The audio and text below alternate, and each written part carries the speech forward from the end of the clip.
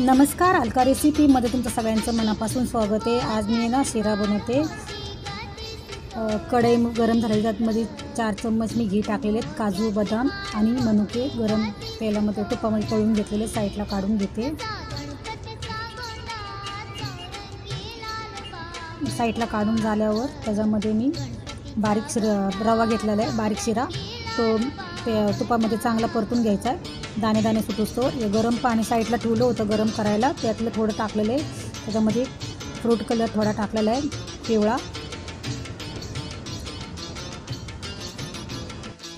त्याच्यामध्ये पाणी टाकलं होतं, ते आपण शिजवून झालेले, मग झाकणी काढलेली, मग त्यातून वापस चमच्याने हलवून घेतले।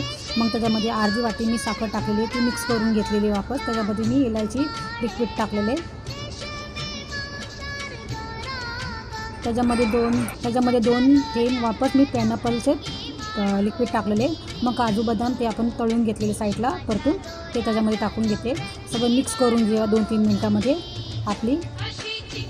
आपला झटपट शिरा तयार झालेला आहे। माझी रेसिपी आवडली असेल तर लाईक शेअर सबस्क्राईब करायला विसरू नका।